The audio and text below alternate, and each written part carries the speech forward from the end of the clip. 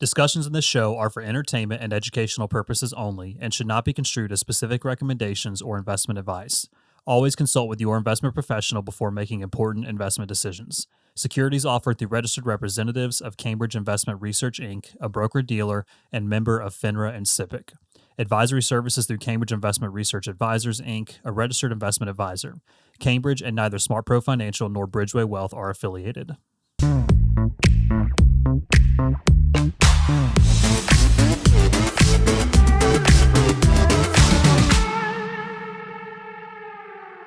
Hey, everybody. Welcome back to the Working Wealth Podcast. Appreciate you joining us today. We have an incredible guest with us in the studio, Mr. David Bass, the COO of Daniel Builders, based out of the upstate South Carolina area.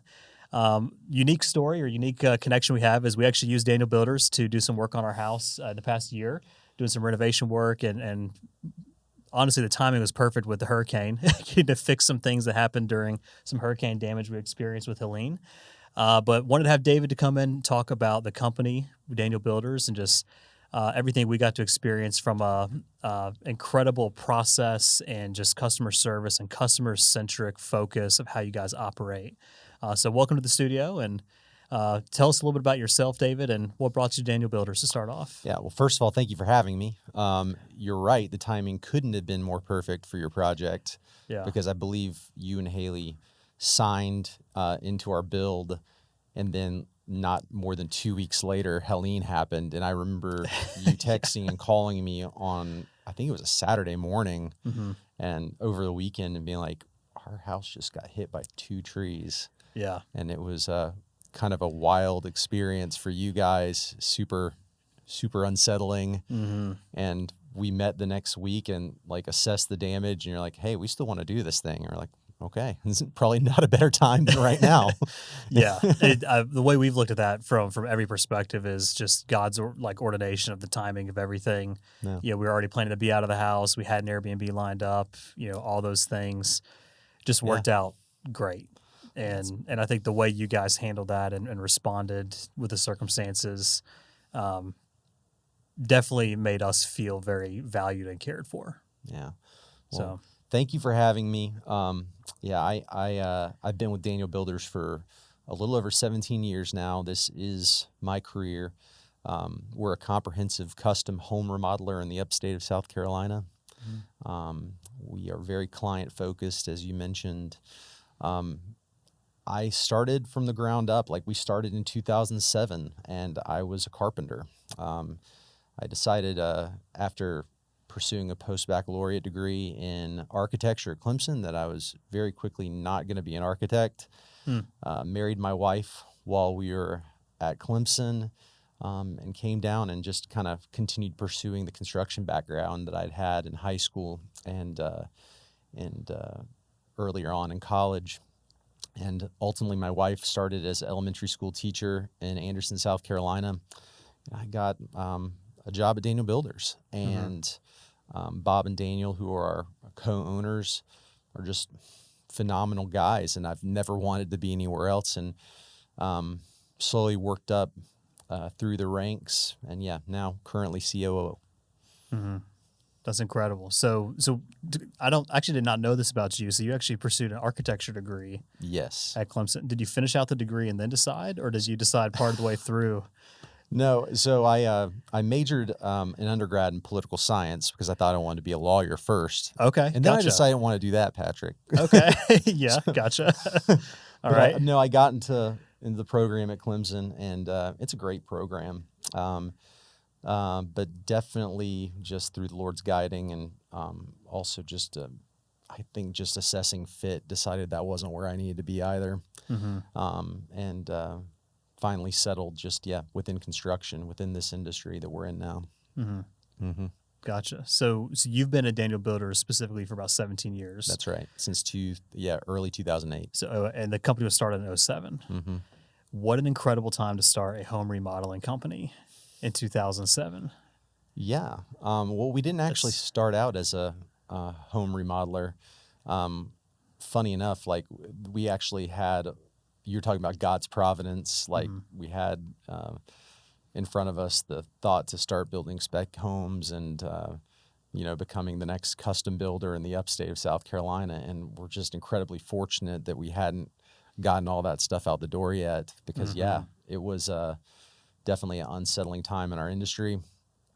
Throughout it all, though, felt very fortunate, to still have a job, because the bottom did really fall out. And just through a few years of grappling, just really pretty much accepting everything, we actually kind of found out what we're good at. And it's, building custom remodeling designs and actually implementing them in the field. That's what we're good at. We don't really actually have a strong interest in pursuing custom home building. You can't throw a rock in the upstate without hitting a custom home builder in the forehead. It's an incredibly saturated market, in my opinion. So this is where we are, and this is where we're happy. We have plans of, increased growth. We don't want to stop growing, but it's definitely within the confines of that arena. I'm curious, and we could take this a lot of different directions, but just thinking about that comment specifically is knowing where you do your best work and wanting to grow inside those confines. Do you see any challenges, or has there been any challenges or friction in the past of wanting to go out and try different things and then having to come back and realize, okay, no, that's us getting outside of our bounds? I see that with a lot of businesses. They get really, really good at one thing, and they do exceptionally well. They have incredible growth.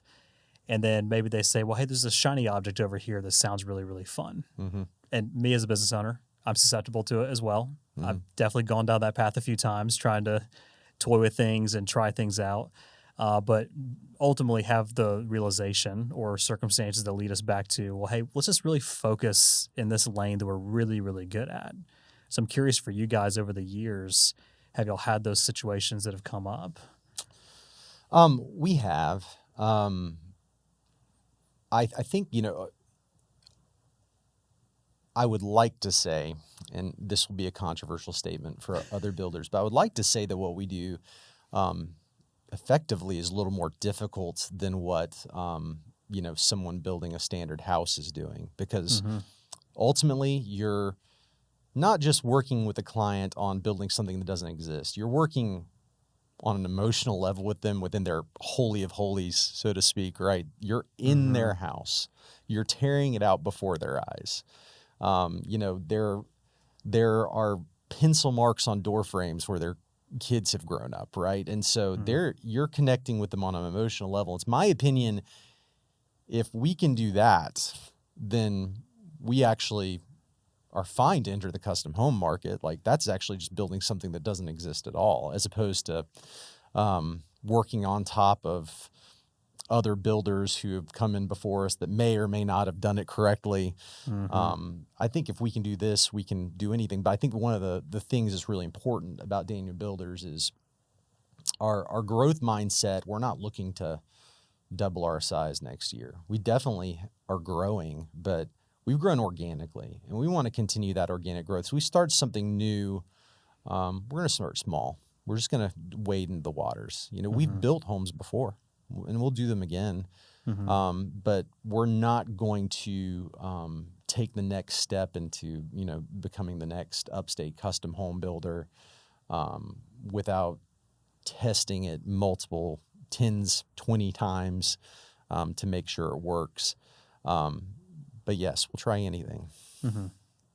One of the things I hear you say during, as you're describing that flow, is there's more process behind it, right? Yes, I feel like it is very much a thing. Even when we were looking for a company to come in and help us with our renovation project, because we were originally going to build on some land we owned and decided not opportune at the time.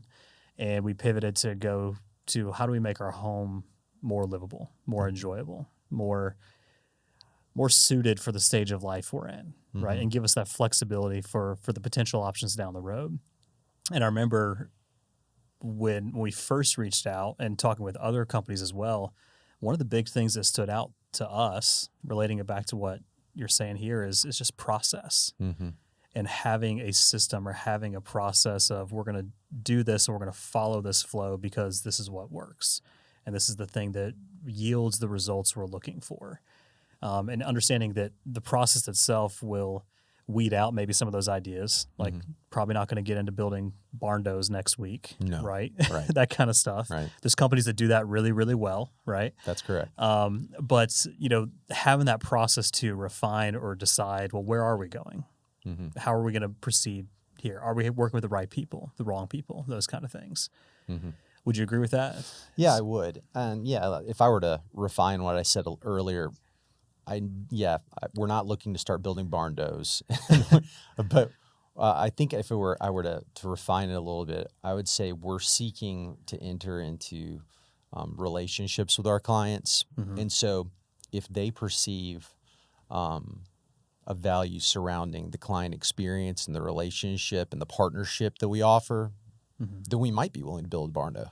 We're not necessarily going to, mass market that and say we're the next barn door builder in the upstate. But so the same thing goes with custom homes. We built custom homes, and we'll do it again.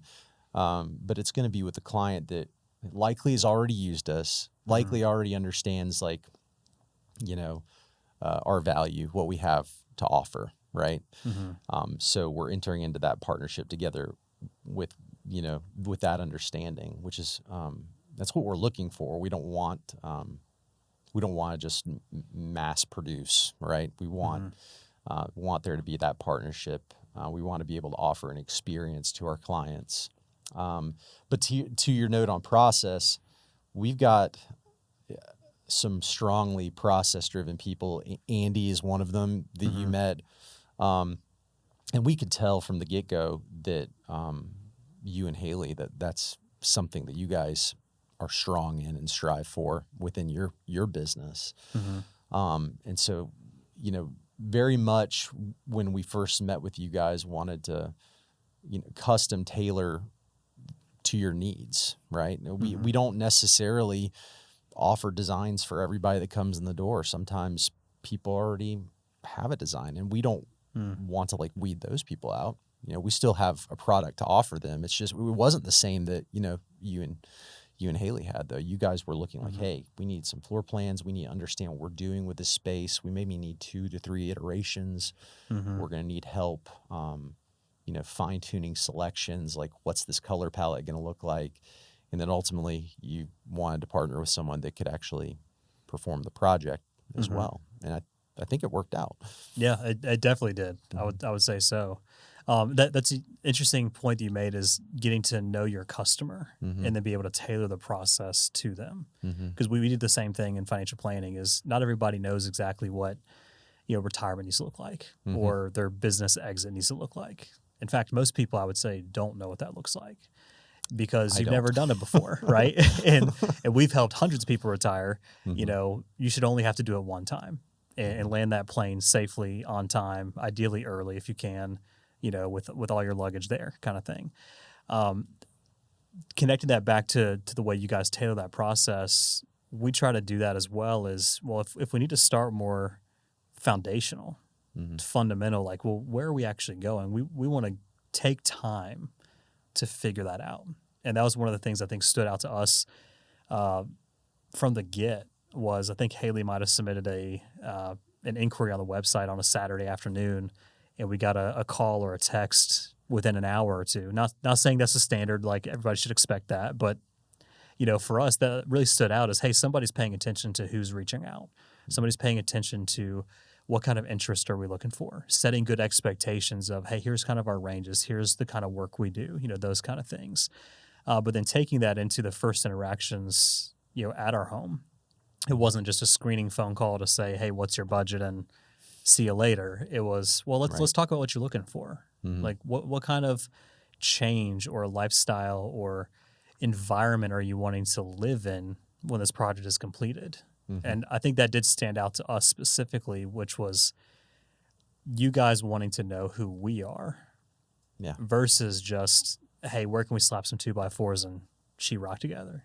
Which is the way a lot of people operate. Yeah. And we experience that from other people. Yeah, no, very much so. I'm glad you said that. That's meaningful to me, and I know that my team will enjoy hearing that, because that's what we're striving to do. we're striving to come alongside people and help them achieve their dreams. And it's not a small task, right? Because we don't have anything to offer you when you call us other than to be a listening ear and to help you figure it out and come alongside. Because with custom remodeling, literally every job is different. So I can't even show you. I mean, I guess I might be able to reach into the depths of our photo archive and show you something we've done that maybe was similar to what you and Haley wanted. But even still, it's just a photo, right? So how do you get somebody to come alongside for that kind of ride when you have nothing to show for it until literally you're tearing their house apart? Right. It's hard, right? Yeah. You know, Yeah. and it's kind of the same with you guys, I imagine. Like, you're getting people to sign on, like, hey, come with us, let's land this plane. But you don't have a whole lot to show them in the beginning. You have to show them along the way, right? You have to, the proof is in the pudding, so to speak. So we're very much, we're trying to do that with the people that call in, fully recognizing that it is one of the most expensive purchases they're going to make. It's not to be taken lightly. The folks that are coming in as our clients are putting an incredible amount of trust in us. Just, it's unbelievable, really. I think that connects back with, I don't know if this is your tagline or if it's the actual core values, but I know every email and with your logo, it says building trust, right? Can you talk more just about how that fits into company culture and how you guys approach that? Yeah. Well, it starts with our owners. Daniel and Bob I mean, I wouldn't be who I am without them. I don't have a business degree. All right. My business degree is working with those guys for 17 years. And that's just something that they have just emphasized time and time again, not just in going through the rote memorization of it, like at company meetings, but truly applying it on a daily basis, because we're not perfect, right? But you don't hold trust by being perfect. I mean, I guess you can, but no one is, right? Right. Yeah. You hold trust by what you do when you're not perfect, and how you carry yourself, how you carry your business, and so, I mean, literally everybody that comes into Daniel Builders, we talk about what our expectations are for our clients. It's not just our clients; it's what our expectations are when we're working with our trade partners. It's what our expectations are when we're working with our employees, and it's what our expectations are when our employees are working with each other. And we're going to do that, like, first and foremost, just by being honest with one another. And honesty is hard sometimes. It's super easy when things are going well, but it's really tough to give difficult news or to have difficult conversations. But it's imperative. We don't always do it, but we want to always be accused of over communicating. Like, hey man, you're communicating too much, as opposed to the alternative, especially within our construction industry, of, I really would like to hear from you this week. Right. Yeah.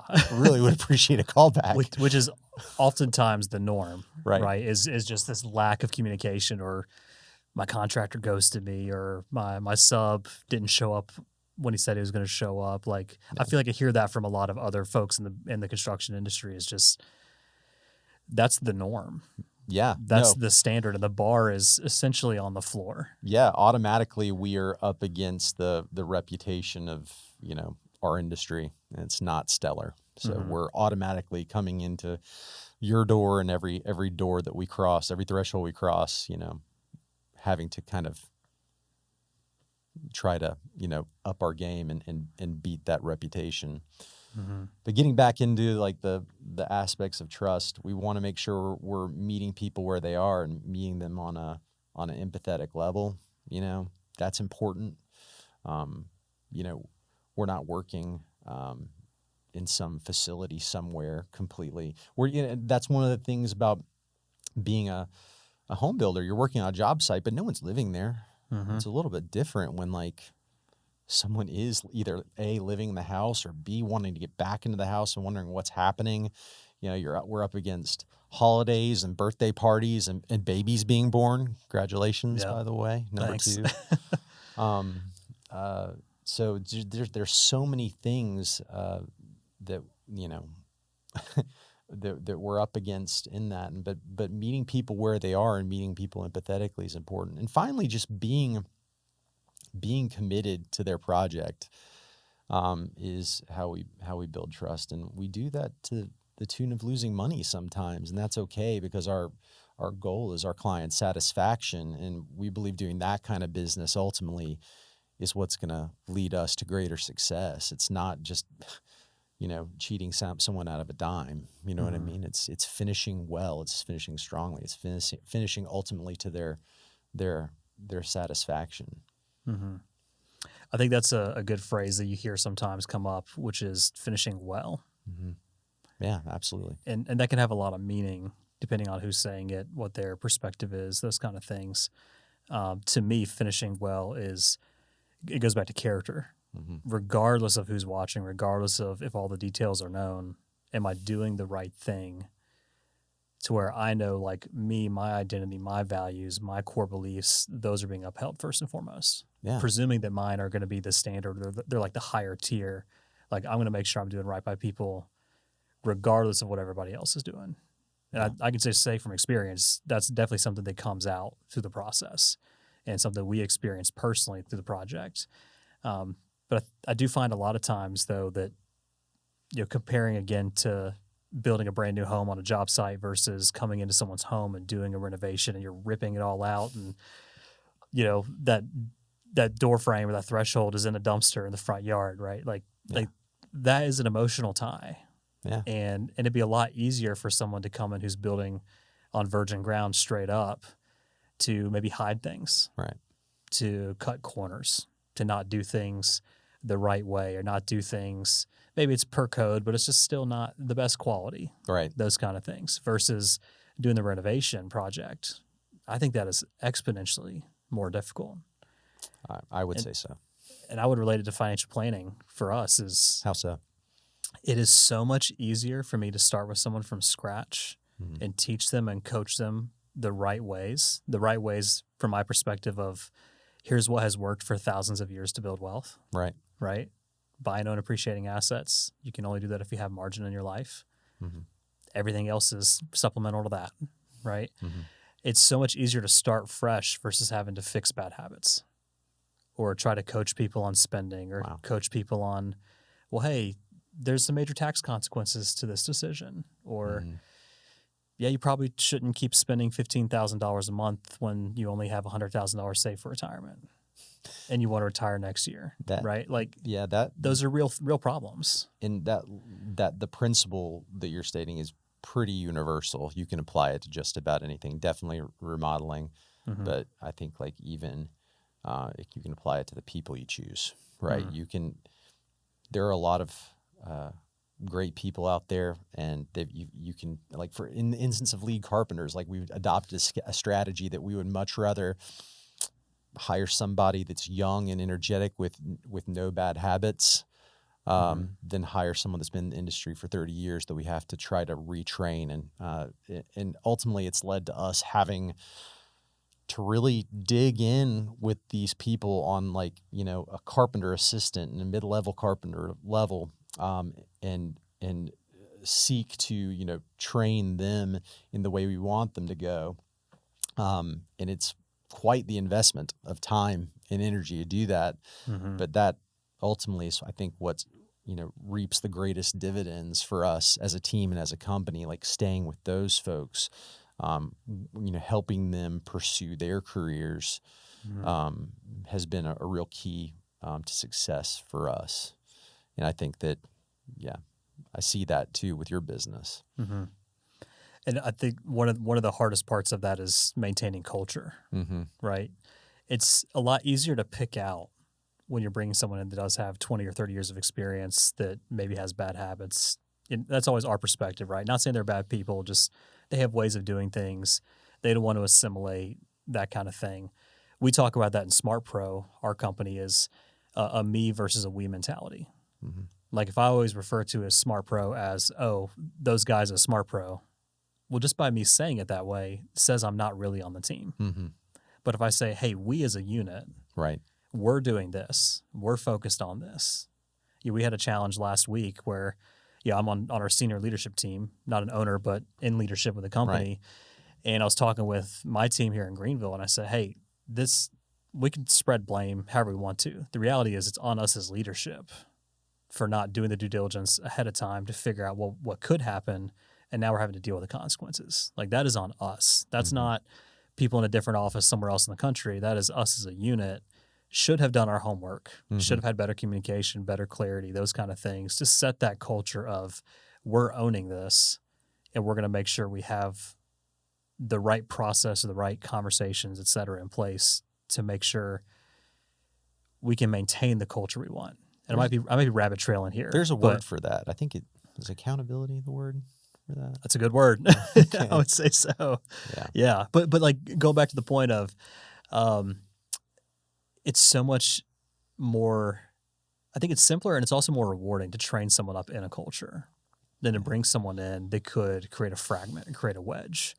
Yep. And that's also one of the hardest things. Like me in my office, we're still in the front end of hiring people and bringing more people into our team to work on my personal business. And that's been something we've had some experience with, learning the hard way is if you hire too late or you hire rushed, you might still have good people, but it might not be the right fit. Right. And maybe it's not a direct culture conflict, but it is something that over time you start to see some cracks and you start to see maybe there's not as much engagement here. There's not as much focus on the end user, the end product. So I'm curious for you guys as you've grown the team and maybe even thinking about some strategic growth or organic growth in the next few years. Right. How important is that for y'all as you're trying to help more customers and to create those client experiences? Like, what are you focusing on as you're growing from a culture perspective? Yeah, great questions. And I think it's something that is universal for all businesses. We're all asking the same questions there. For Daniel Builders, we're definitely looking to invest in people. I don't want to be one stop along a bumpy road of resumes. You're here with us for 1.5 years. We've had that. The construction industry is really transient. I think everybody knows that. People don't stick around for very long. But part of the reason I found that people don't want to stick around for very long is that it's the reputation you spoke of earlier, the construction industry. Like, people get treated poorly. There is no team culture, right? There is no company culture, no core values, nothing they have to get a hold of. Everyone just kind of feels like they're working for someone else who wants to make a buck, one of the things, our leadership team as well, we read books, and we latched on to, probably about 8 or 10 years ago, Patrick Lencioni and Humble, Hungry, Smart, right? And is it right here. there? Yeah, okay. Team player. I did not. I didn't even plan that. I did not see Got that book. Right.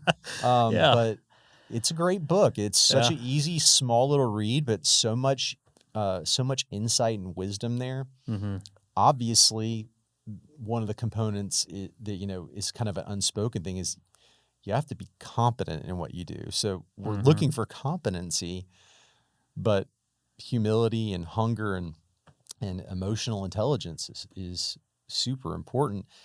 And sometimes we do make decisions if we perceive the person as competent, not necessarily trained in the area we want them to go, but we see they're competent, then they're capable of learning. We would actually much rather, hire someone like that exhibits those other attributes, and is not necessarily like maybe we could hire somebody as a project manager that's got 25 years of, project management experience, but it's always a little bit of, it's always a gamble sometimes, right? Because you never know exactly what you're going to get, and you can see some red flags here or there.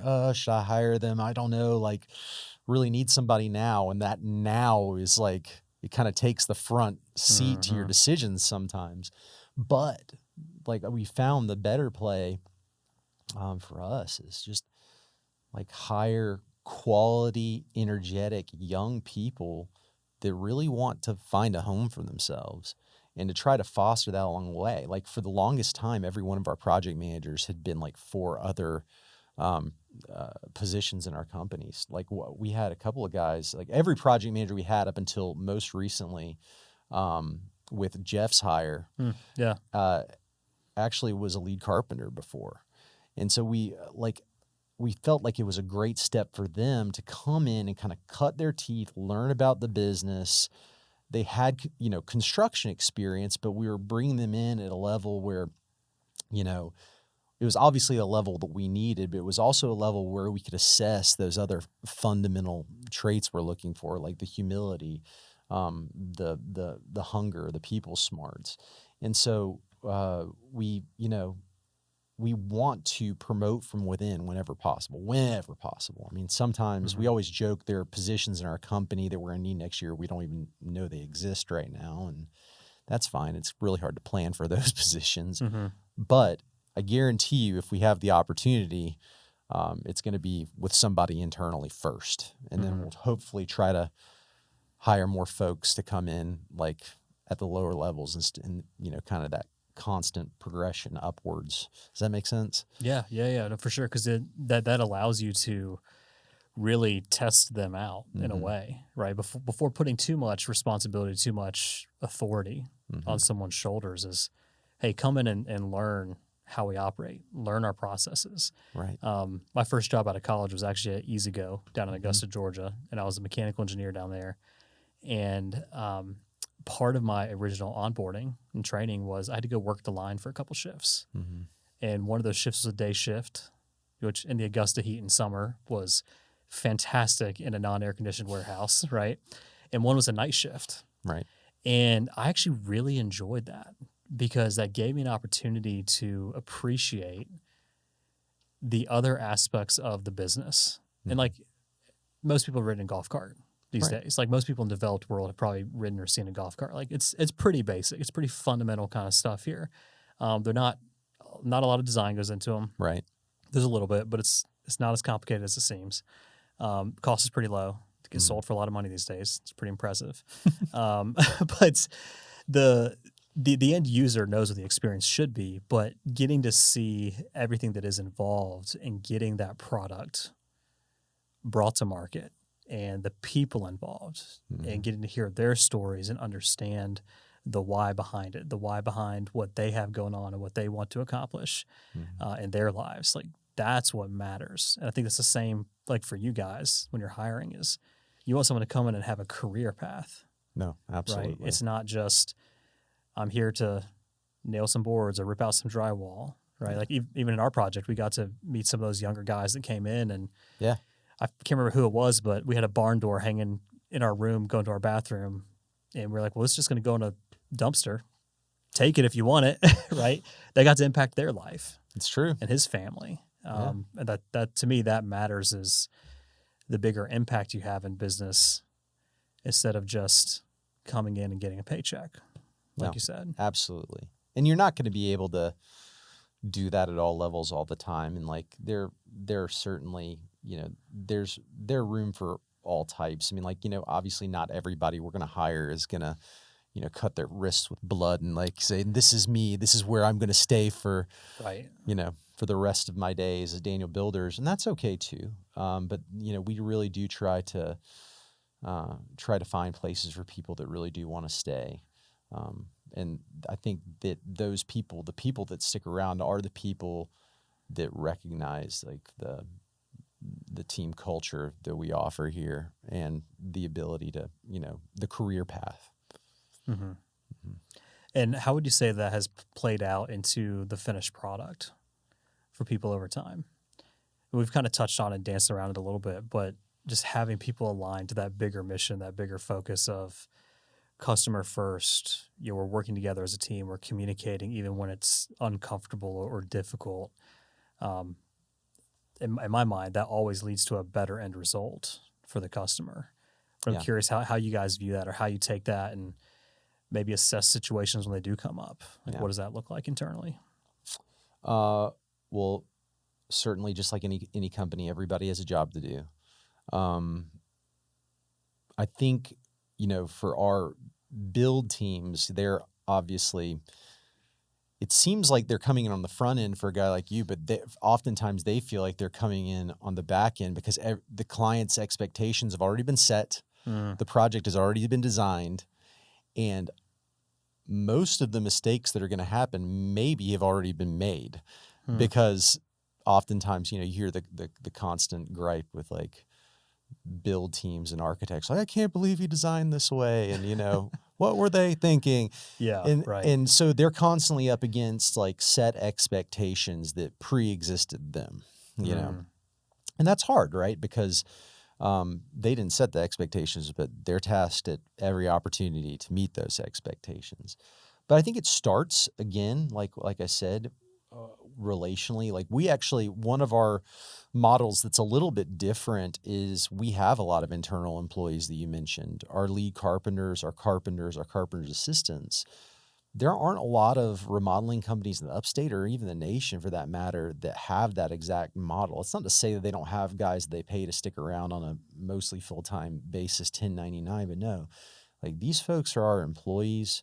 A lot of them have stuck with us for a really long period of time, and they are a large part of our on-site eyes and ears. Like even though we have project managers, like Chris on your project, I think you mentioned multiple times, was like a huge help to you guys. Oh yeah.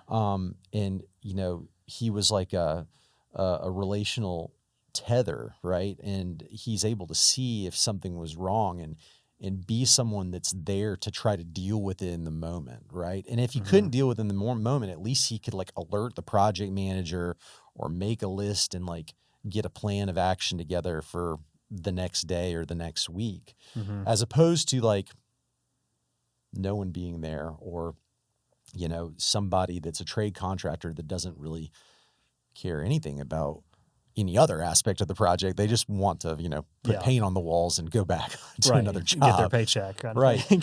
So, I think like guys like Chris, and, you mentioned some other names, those guys are our lifeline, right? They're the guys that really propel the projects further along and ultimately push them all the way to the finish line. They're day one when we're tearing stuff apart. They're there the last day of the project, like making sure outlet plates are on and making sure that there are no nail pops anywhere in the on the drywall and stuff like that. I mean, they're there throughout. So I would really say that meeting those expectations day one of build to the end is on that build team to do. I don't know if that answers your question or not. I got off on a rabbit trail. No, I think it's good. It's a good rabbit. We're gonna chase that one. Yeah. I think that just again speaks to the culture side and having the right team and having the right environment for people to operate within. Because I mean, everybody knows, every small business owner knows, and even in corporate, if you're an employee somewhere, you know that if you feel valued, you feel cared for, you feel like you actually matter, and the work you're doing matters, then that will show up in the results. And a lot of times that result is if it's not good, people leave all the time. They don't show up. Or God forbid, they do show up and they just do a really bad job. Right. They just do shoddy work. Right. And I think that that's where a lot of times, just again, speaking to the culture that you guys have built over the past 18 years, I think that stands out above the rest because the quality of work that gets done, and not just saying the actual paint on the walls and the floorboards being put in right and that kind of stuff, but the quality of the experience that gets laid out overall, despite challenges that come up. Every project has challenges, right? Every single thing has challenges in life. But despite that, the end result of that customer satisfaction, the trust that gets built, that stands out above the rest because of what's happening internally to drive that overflowing from the internal, if that makes sense. It does. I forget where the verse is, but there's a verse of, out of the heart flows, I'm going to butcher this. What's in your heart flows out of your mouth, essentially. Okay. Right? Yeah. I got to look up that verse now. But the same kind of thing, right? Like what's inside will show up on the results on the outside over time. For sure. We have, another kind of team mantra we have that I think helps propel our final project or final product to the finish line is if anyone calls asking a question, if our lead carpenter asks a project manager a question, or if our project manager asks our design team a question, or if our design team has to ask our sales guy a question, ultimately, I think a lot of people could perceive like a question for, if they're receiving a question in a certain work environment, questions can sometimes actually be perceived with some difficulty, like almost like, oh, you're asking this question. So did I drop a ball? Did I not do something right that is leading you this question? Is there some toxicity here? But we want everybody within our company, within Daniel Builders, to adopt a how can I help mindset. It doesn't matter how the ball got dropped or even if the ball got dropped. Maybe there's no ball, but if you have a question, our team is here to answer it.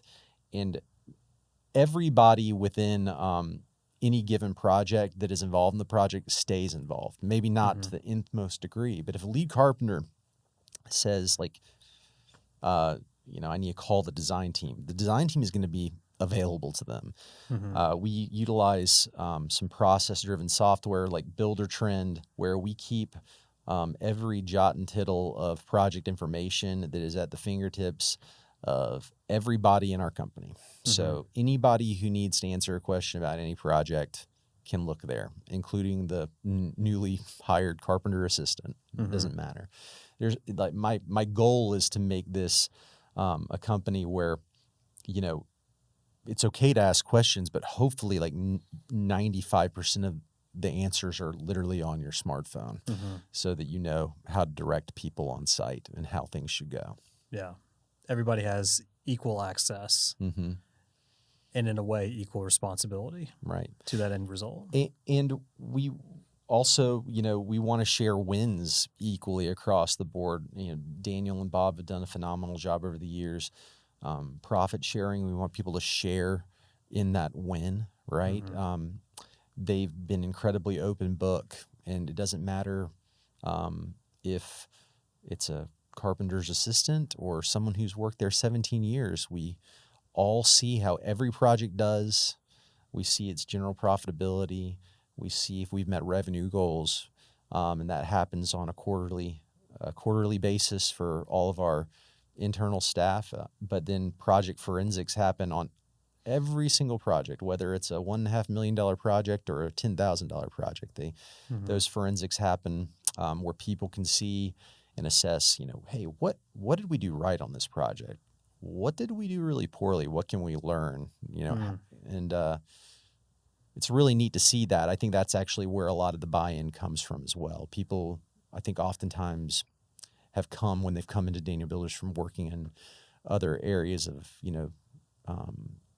construction fields where they don't have any buy-in. They weren't really allowed to have buy-in. They didn't really understand how the company was doing. Their boss just told them to show up at 7:00 and do X, Y, and Z and go home. And if it rained, they didn't have work the next day. But that's not the way we want to do business. And that's not the way we want to inspire people. I think one other thing, just as we're kind of coming to a close, this stands out to me there is, you mentioned in the forensics, is it's not just where do we do poorly, it's also what do we do really, really well. Yeah. And that's actually kind of convicting for me, is it's so easy in business, is like there's a ton of things going right all the time. Right. But it's the things that go wrong that stand out the most. And taking the time to intentionally say, hey, where are we excelling? And give some recommendations, some kudos. Say, hey, this person did really, really well. This person communicated very well with that client. Or, hey, we got that transfer executed properly, like in our business. I think that's probably part of that missing piece where most people get disenfranchised. It is. We call it our Philippians 4:8 time. Whatever is excellent, whatever is worthy of praise. Think about these things, right? I think there's 7 of them, and I always butcher the order and how many of them there are, but whatever is worthy of praise. And we want to definitely spend time doing that, because there's a lot of things we do right. And people need to know that. It can't just always be about, look at this one thing here. Right. So, yeah, that's great. Yeah. Well, just as we come to a close, is there anything else about, the company, where you guys are going, things y'all really do right, do well all the time that you'd want to share with people? Well, we do a lot right. And we definitely want to continue to grow. We have a growth mindset. Our owners want to grow, but we want to grow slowly and strategically. We're always looking for new ways to break into a bigger market share in the upstate of South Carolina. I don't think right now we have our eye on expanding beyond that region, but we truly do yearn to give the people we work for an amazing client experience. And outside of that, I'm not sure what the boundaries are. We still are, wrestling through that, like where we want to go next. We're definitely home remodelers. We have a commercial division now that has existed for about 4 years, but is picking up some steam right now. Still mostly, mostly office upfits and church additions and stuff like that. But we are capturing more traction in that arena as well. So we're excited for the future. That's great. And how can people find you guys if they're interested in talking about a project or, joining the team? Like, what's the best way people can get in touch? Well, the best way they can get in touch is calling our company line first and foremost. Obviously, our website. I think you mentioned that you and Haley went to danielbuilders.com and just filled out a project form on there. If people are interested about learning more about us, there's also every social media. I don't know which ones we're on, but we're on some. Gotcha. And we've got a podcast as well called Ready, Set, Renovate that's accessible, and also a blog that they can subscribe to if they're interested. Okay, perfect. And where can people find the blog and the podcast? Both of them are attached to our website, but you can also just search Daniel Builders Ready, Set, Renovate on YouTube and find it. Perfect. Okay. I didn't even know you guys had one, so I'll just take a look at that. You're our next guest. There you go. Awesome. Well, thanks so much for joining us, David. It's been a pleasure having you on, getting to talk through, just really a lot of key concepts around business and culture and people. I highly recommend anybody who's watching, if you have a project that you're working on or you're interested in, reach out to them, see if they can help out. And other than that, we appreciate your time, and we'll see you guys next time. Thank you for having me.